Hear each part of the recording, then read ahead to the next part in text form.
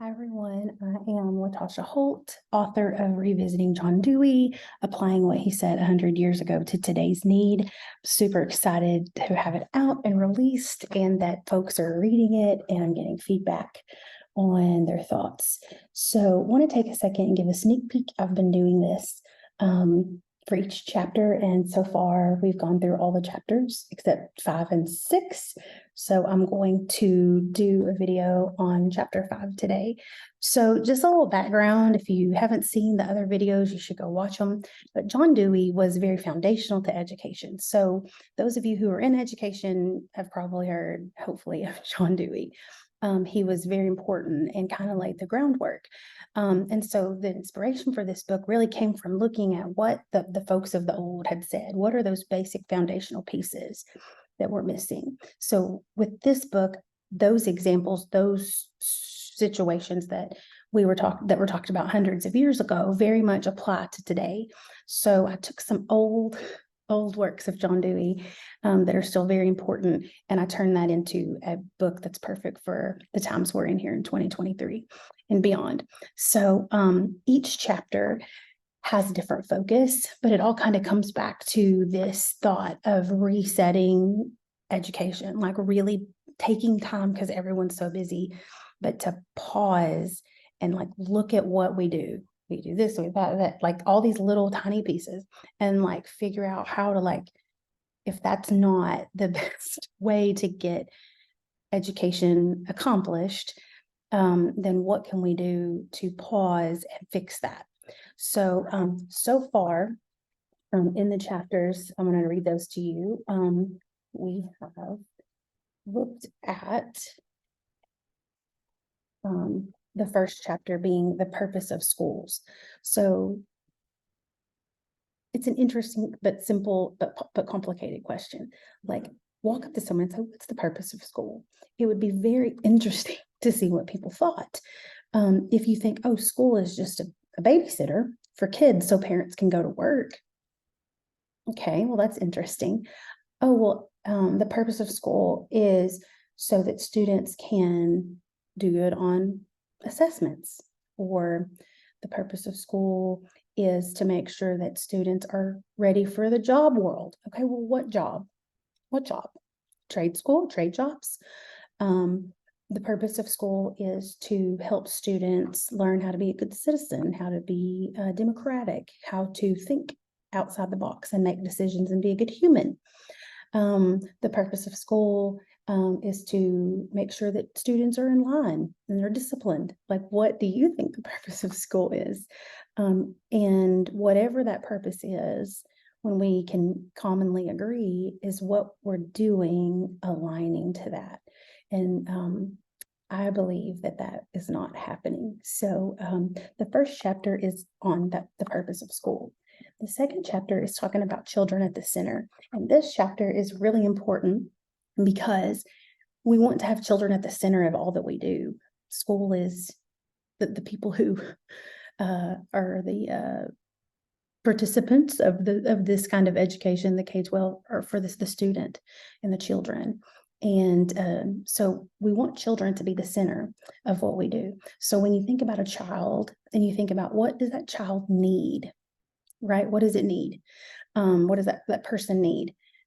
Food, shelter, safety, belonging. What do they need? And if they need these things, and we know they need to play, and we know they need to have food, and we know they need to see the doctor when they're sick, and we know they need to be curious and be engaged and be supported, we can make a whole long list of what children need. But once we make that list, let's start thinking about the school day. Is this supporting what children need? Is this thing that we're doing supporting what children need? What are we doing, and does it support what children need? Chapter 3 focuses on how we teach. So this chapter is really important because we have some very outdated ideas of what teaching should look like. Not everyone, but I give this example. Go to the theater, watch TV. That's not the model that we really would want for school most of the time. Most of the time, it doesn't look like what good teaching is. And so in our mind, we keep thinking like how we teach and what we teach. looks this way or it has to be this way. And I think it's really important that we pause and think about the way that we teach. And that may look different than evaluations. So we have, as teachers, folks come in and they watch you and they watch the students and they write it down, and we make goals, but maybe it doesn't look, maybe the space doesn't look like what we've been doing. The desk, the old school desk, like that, is that developmentally appropriate for kids to sit there? Do they need to wiggle? Like, do we need chairs that wiggle? Do we have chairs that wiggle? Do we need signs and windows? Do they need to be outside? Like, what do we need in the way that we teach? And a lot of how we teach depends on the space. The next one is devoted to curriculum. This is a huge debate in our country right now, in America, about who's going to say and who decides and what gets to go where. So we really dive into that. And I would love to talk about this topic because I have my own opinions like everyone else, but we're living in a world where scripted curriculum, and I fear that the majority of people don't understand what we mean when we say scripted curriculum. So I would love you to read that and dive into the fact that it is literally, teacher says, pause. It is very much like a play would look like very, very scripted. And teachers are just reading that, whether the students need it or not. And oftentimes when you're reading something, you're looking down. The teachers aren't even able to look up and see what's going on. And that changes every day. And it's very, very scripted. And I give this example of a cake, and I would love to make a video just on making a cake.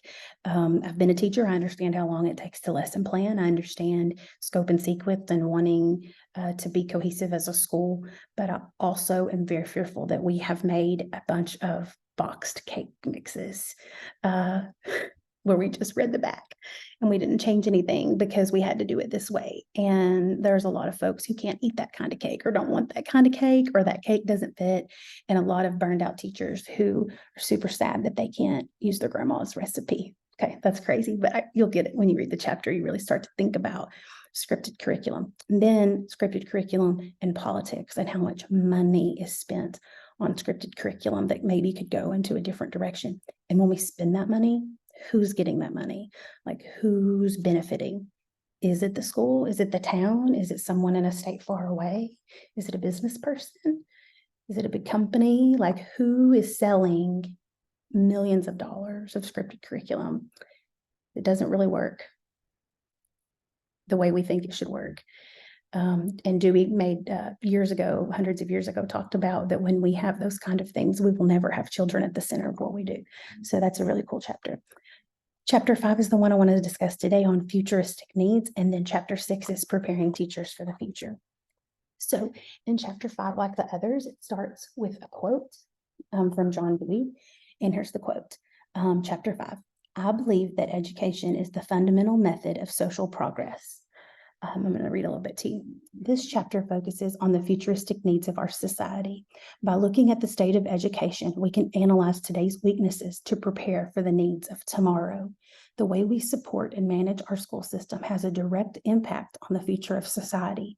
Major problems in today's schools hold the attention of school leaders, parents, and the communities. Dealing with school shooting threats, school lockdowns, active shooter drills, fights, gang activity, and child abuse are a few of the top concerns. Some states have devoted extra time to work on policies that allow teachers and other staff to carry guns on school campuses to protect students. Others have added additional metal detectors and school resource officers. Extra layers of activity monitor all students to make sure they only carry mesh backpacks, and clear lunchboxes are taking up time and energy, but make checking students for a weapon simpler. Someone pause right there. That takes a lot of energy. All of the people who deal with policies about guns and teachers looking and monitoring mesh backpacks and all that stuff. I'm not saying that it's a bad thing or a good thing, but that takes a lot of time. So much time. Someone tell me in the comments, how much time do you spend dealing with monitoring, making policies, monitoring parents finding a mesh backpack? Like it's the lockdown drills, like that takes a lot of time. With major problems like that taking the forefront, there's less urgency to deal with the smaller school day challenges. The smaller, and I say smaller because it's not shootings or, bullying, the smaller school day challenges are connected to the school's culture and the basic operations of the school system. These issues may seem small compared to others like shootings or lockdowns. Still, they need to be addressed. Not dealing with those smaller problems, this is so important, is the reason that the bigger problems continue to occur. So it's kind of like putting a Band-Aid on it. And I'm not saying we shouldn't do it. I'm not going to get in that debate. I can off camera, but that debate right there, we just need to realize that why are we having to do all that? What has happened in our society? Because the things that in the school that we're trying to stop, like shootings and crime, we're also trying to fix in the world. You see, it's the same problems because it's the same. So we can treat school this way, but just realize that those same issues are going out into the community and end up being the same issues that we're facing. There has been an education blaming that has been raging on for years. We tend to push the problems we face in education on someone other than themselves. Citizens live their lives assuming someone else will take on the responsibility to fix the issues schools face. Regarding the state of education, the blame of the problems has been placed largely on teachers and students. The lack of shared responsibility is problematic. Without unity, problems will continue, and the future of our democracy is at stake. When we think about the future needs of education, making sure that advancing technology being taught in schools might be the first thing that comes to mind. While advancing technology is very important, the future needs that should be addressed are much more foundational. So when you go up and you're like, so tell me what we need to do in our schools. Technology. Okay, so I'm all about technology, but I want us to pause and think about the more foundational things than even technology. This chapter focuses on those foundational needs. It is important to reestablish our foundational beliefs relating to education and the outcomes we want for our society. For the sake of our educational system, these beliefs should focus on our goals. So if we want this, that should be our goal. That should be where our time is. For a process of change to happen, it must be accepted that we are not where we want to be. That's important. We have to decide this is not what we want. This is not what we want for our students. This is not what we want for our world. Parents were crying at night at the table trying to do math. Like that's not what we want. We don't want to do all that. Maybe you do, but some don't. This chapter links back to the previous chapters that I mentioned earlier. Issues with school funding, teacher retention, democracy, and community support are all issues that need to be addressed in the future. When we take on these tough issues, we can no longer be satisfied saying, we do that, when actually we have not addressed the root of the issue in a systematic way. So it's really easy to go, oh yeah, we have a counselor on staff. We do that. And we have got this grant and now there's free lunches. We do that. And you may do some of those things, but is it solving that problem? Like, is it fixing it? So here's some things we cannot say. We cannot say we care about the health of our students here. If you ask a principal, I guarantee you they're going to say, we care about the health of our students. And I have no doubt that they care about the health of their students. But then we only allow 20 minutes of recess free play each day to be allotted in the 8-hour school day schedule. So if you care about kids and you know they need to play, but they only get 20 minutes, moving on. We want students to grow up and be democratic leaders in the community.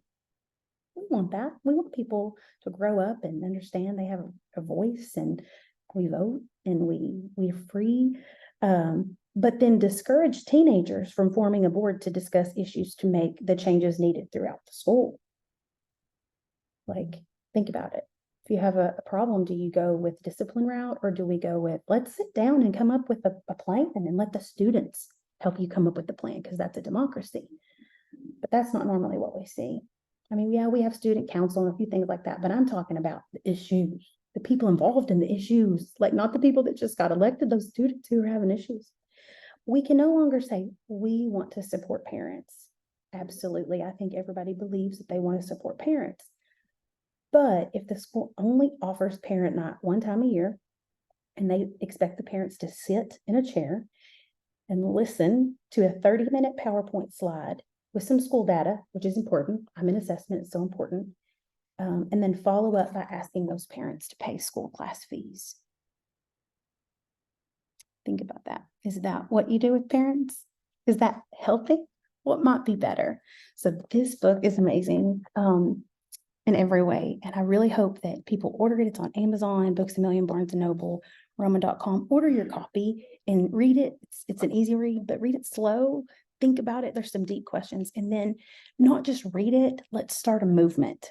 Like, let's seriously sit down and start thinking about our world and our education, right? I want to think about the world that we live in, and I want to make a better place. So hopefully, you've got it and you're going to do it. And I hope you enjoyed this sneak peek. So I appreciate you. Love each of you. And thanks so much.